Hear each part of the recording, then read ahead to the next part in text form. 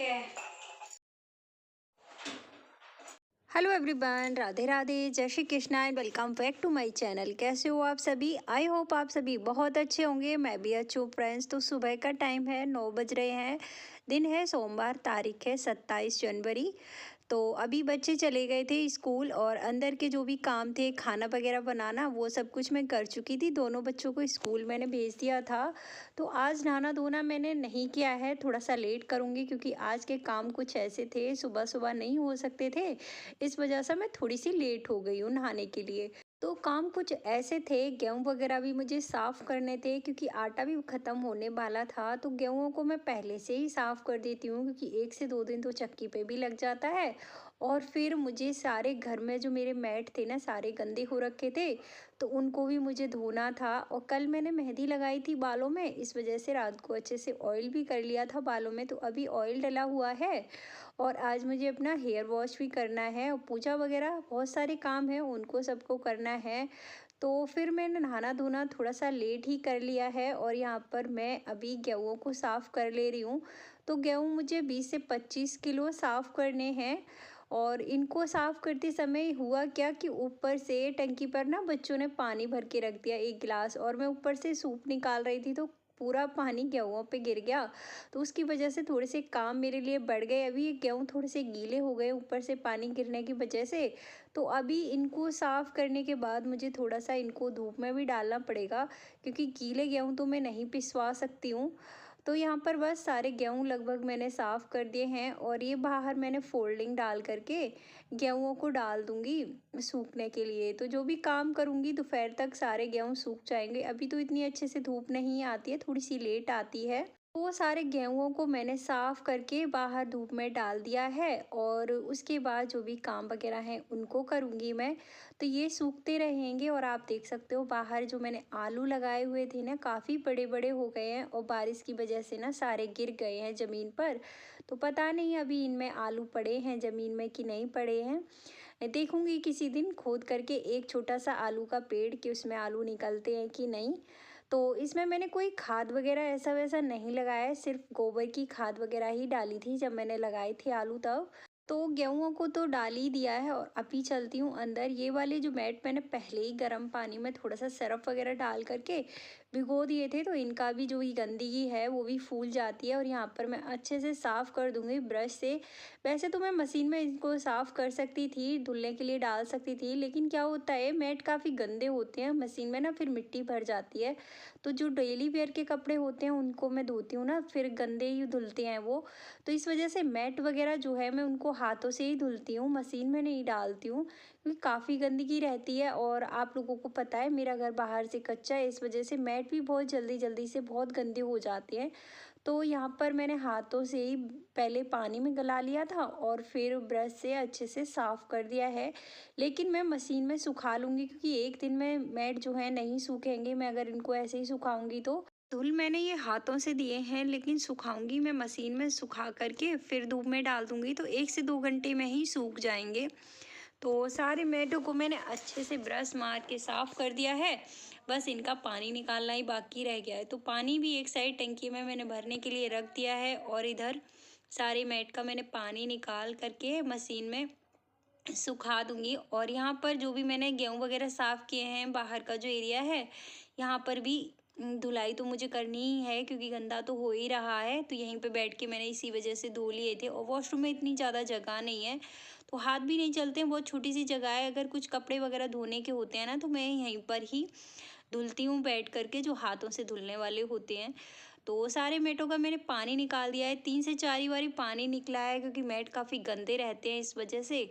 तो बस मशीन में डाल दिया है और मशीन का टाइम जो है 9 मिनट में मशीन कपड़ों को सुखाती है।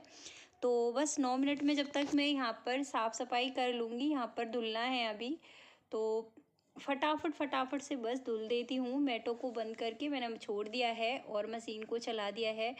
यहाँ पर अच्छे से मैं धुलाई कर लूँगी, उसके बाद वाइपर वगैरह मार दूँगी। और अभी अंदर बहुत सारे काम बचते हैं फ्रेंड्स। अंदर में बस बच्चों को भेज करके किचन में जो भी बर्तन वगैरह थे, किचन को सिर्फ क्लीन करके ही मैं बाहर निकली थी। उसके बाद मैं अंदर ही नहीं गई, अंदर के सारे काम यूँ ही पड़े हुए हैं। तो किचन के काम मैंने सारे ख़त्म कर दिए थे और जो भी काम थे सबको ऐसे ही छोड़ दिया था। तो पहले बाहर के काम सारे निपटा करके मैं फिर अंदर के कामों में लगूंगी। तो अभी मैंने यहाँ पर वाइपर मारना स्टार्ट कर दिया है, धुलाई सारे में कर दी है, बाहर तक झाड़ू वगैरह भी मैंने मार दी है। तो बस अभी मुझे मैट जो मैंने धुले हुए हैं उनको बस धूप में डालना है, उसके बाद अंदर लगूंगी। अंदर अभी बहुत सारे काम हैं, उनको करने में भी टाइम लगेगा। तो जब तक मेरे मैट जो है सूख करके रेडी हो जाएंगे। तो फ्रेंड्स आज मुझे थोड़ा सा लेट होने वाला है, क्योंकि मैं 9 बजे तो काम से लगी हूँ और काम भी कुछ ऐसे थे, सुबह सुबह नहीं हो सकते थे। वैसे तो मैं टाइम पर ही सुबह जगी थी, 5:30 बजे ही जगी थी, लेकिन फिर ये वाले काम 5:30 बजे से जग कर के ना ही तो मैं गेहूँ साफ़ कर सकती थी, ना ही मैट वगैरह मैं साफ़ कर सकती थी। तो इसी वजह से मैं फिर नहाना धोना नहीं किया, थोड़ा सा लेट कर लिया आज का काम जो है। तो सारे मैट यहाँ पर बस मैंने सुखा दिए हैं। और आप ये कपड़े देख रहे होंगे, ये कपड़े कल के धुले हुए हैं जो सूखे नहीं थे, तो उनको भी मैंने सुबह फैला दिया था धूप में, धूप निकल आई थी तो। और यहाँ पर बस सारे मैट डालने के बाद अंदर चलती हूँ मैं। अंदर मुझे बहुत सारे काम हैं आज, क्योंकि कई दिनों से मैंने पूजा पाठ वगैरह नहीं किया है। तो आज मुझे पूजा वगैरह भी करनी है और मंदिर को भी अच्छे से साफ करना है, क्योंकि कई दिनों से ना बच्चे ही काम कर रहे थे। तो बच्चे ऐसे ही बस फॉर्मेलिटी करते हैं पूजा करने की, सही से उन पे काम होता नहीं है। और हस्बैंड करते नहीं हैं, वो सुबह जल्दी चले जाते हैं, वो अपनी शॉप पर जाकर ही पूजा करते हैं। तो इस वजह से पूजा की साइड वाला जो मंदिर का एरिया है ना, बहुत ज़्यादा गंदा हो रहा है। तो पहले ये काम सारे ख़त्म करूँगी, उसके बाद नहाने धोने के बाद मैं मंदिर वगैरह साफ़ करूँगी। तो फ्रेंड्स ये है टेबल, इस पे कुछ सामान जो भी जिसका हाथ रहता है वो ही डाल देता है। यहाँ पे ये कपड़े थे जो धुलने के लिए थे, तो मैंने उनको निकाल दिया है। और कुछ कपड़े साफ़ थे तो उनको भी मैंने साफ़ कर दिया है। और टेबल ऐसी जगह है, चाहे कितनी भी साफ़ कर लो, कुछ ना कुछ सामान जो है टेबलों पे पड़ा ही रहता है, कुछ ना कुछ बच्चे जो हैं डाल ही देते हैं। तो टेबल को साफ़ कर दिया है। उसके बाद ये बेड की मुझे चादर वगैरह भी बदलनी थी, और मैं ऐसा ही करती हूँ, जैसे मुझे सर धो के नहाना होता है ना, पूजा वगैरह जिस दिन से मैं स्टार्ट करती हूँ, तो उस दिन मैं जो भी मेरी बेडशीट वगैरह रहती है उनको सबको मैं चेंज कर देती हूँ।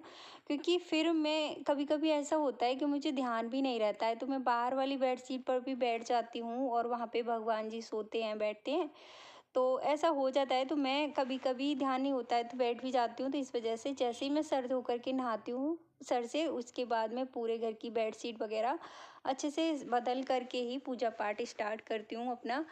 तो फ्रेंड्स अंदर वाले बेड की मैंने बेडशीट बदल दी है, और तकिए वगैरह जो है ये मैं बाहर वाले जो बेड पे रखे जाते हैं, ये वो वाले पिलो हैं। तो आज मैं अंदर वाले इस वाले बेड पर इस वाली बेडशीट को बिछा दूंगी, और ये वाले पिलो भी यहीं पे रख दूंगी। और बाहर वाली बेडशीट जो है वो छोटा है बेड, तो बेडशीट काफ़ी बड़ी है, इस पे अच्छे से फिट हो जाती है, उस पे मुझे काफ़ी दबानी पड़ती है। और दूसरी वाली भी येलो कलर की निकाली है मैंने, जो बाहर में बिछाऊंगी। और ये मेरे पास 2 बेडशीट हैं, और वो थोड़ी सी छोटी है तो इस पे सही से हो नहीं पाती है, तो उस वाली को मैं बाहर बिछा दूंगी। तो अंदर वाला बेड जो है मैंने साफ़ कर दिया है, बेड बना दिया है अच्छे से। तो फर्नीचर वगैरह अभी मैं साफ़ नहीं कर रही हूँ, 1-2 दिन पहले ही मैंने साफ़ किया है सब कुछ। तो बस बेड बनाना था, बेड की चादर वगैरह बदलनी थी तो मैंने बदल दी है। उसके बाद लगा देती हूँ बेडरूम से अच्छे से झाड़ू। और यहाँ पे टेबल के नीचे थोड़ी सी रैक बनी हुई है, तो यहाँ पे उनके शूज़ वगैरह धुले हुए रहते हैं, उनको मैं यहाँ पे ही रख देती हूँ। और अंदर की साइड से मैंने झाड़ू लगा ली है, और अभी रह रहा है बाहर वाला बेड, और उसको भी मुझे चादर वगैरह बदलनी है। तो यहाँ पर ये गरम चादरें बिछी हुई हैं तो इनको भी निकाल दूँगी। और अभी ये वाली चादर है गरम, ये भी अंदर वाले बेड पर नहीं बनती है, थोड़ी सी छोटी बनती है तो रुकती नहीं है बेड पर, तो इस वजह से मैं फिर यहीं पे बिछाती हूँ इसको। तो ये वाली बेडशीट है जो मैंने मीशो से मंगाई थी, लेकिन इसका फैब्रिक इतना गंदा है, इतना गंदा है कि क्या बताऊँ मैं आप लोगों को। ये बेडशीट जब मैंने धुली नहीं थी तो काफ़ी अच्छी लग रही थी, कपड़ा वगैरह लग रहा था कि हाँ ठीक ठाक है, लेकिन जैसे ही मैंने इसको 1 से 2 बार वॉश किया ना तो ये खिंचने लगी है।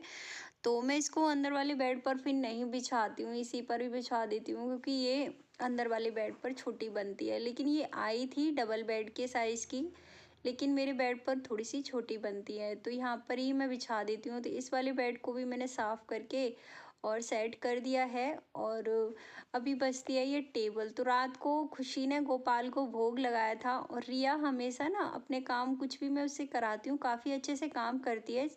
और खुशी से कुछ काम कराती हूँ उसका ध्यान सिर्फ पढ़ाई में है और किसी कामों में उसका ध्यान है नहीं।